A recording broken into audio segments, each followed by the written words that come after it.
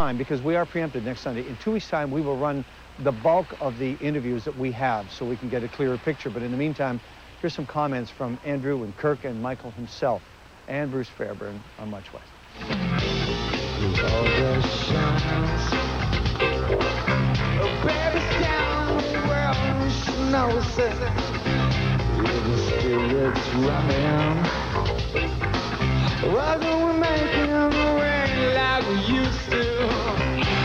Tell me what he brings in terms of the writing.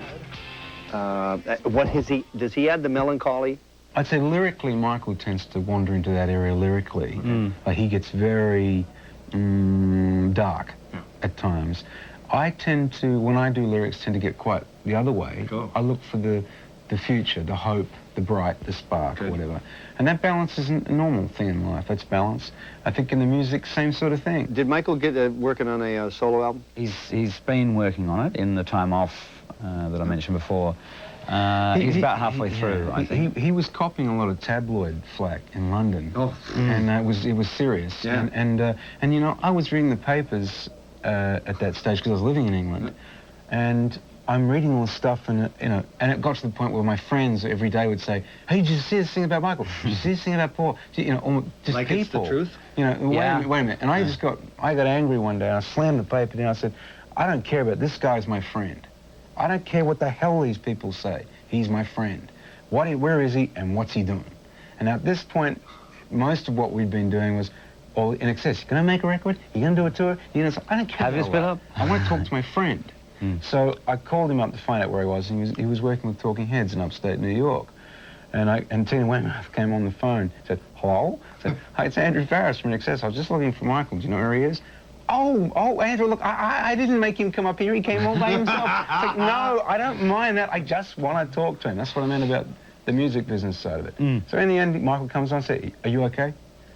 He says, "I'm kind of okay." I said, "You want to talk?" He said, "Absolutely." And that's how this record sort of started.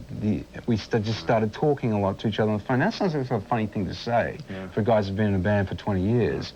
But with what he'd been through recently, and then I'd experienced death in my family, I'd experienced another birth in my life, and I'm just starting to realize now that, you know, some things mean more than you think they do sometimes.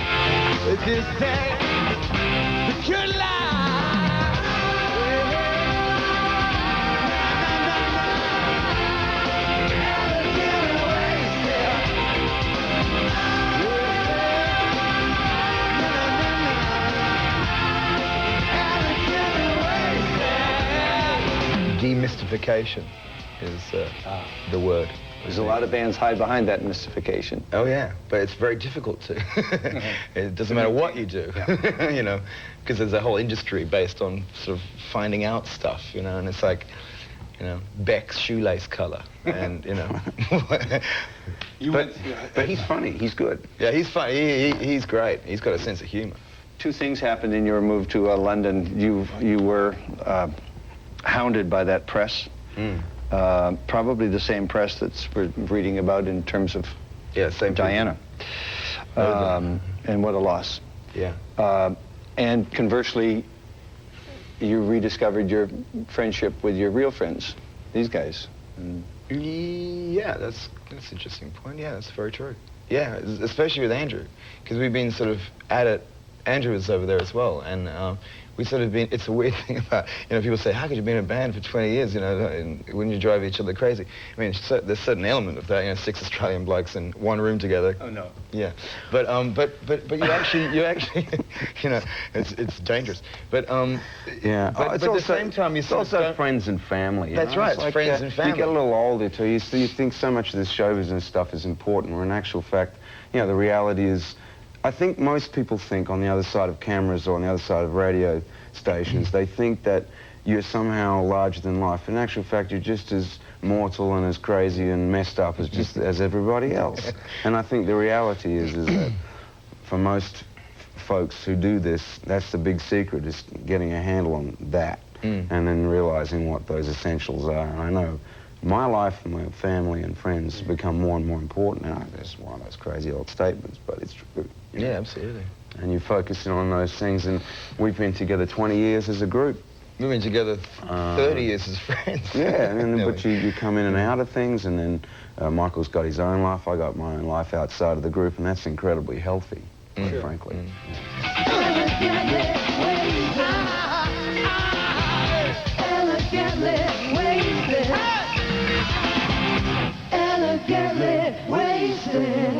They had so much going for them. I saw Michael in New York a couple months ago when they finished their North American leg of the tour.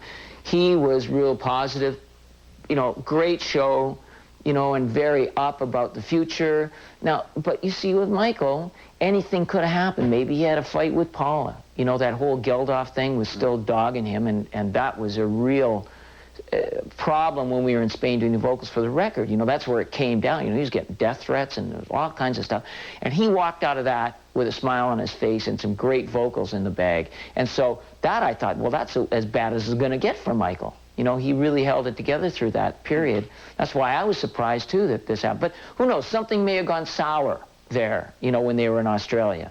That might have sent him, you know, off the edge. But he never seemed that close to the edge. He seemed like he was a centered guy. Yes, I see, that's what I can't understand. And maybe, you see, I would tend to think it would be, if I was speculating, I'd say it was an accident. Something happened. I don't know how.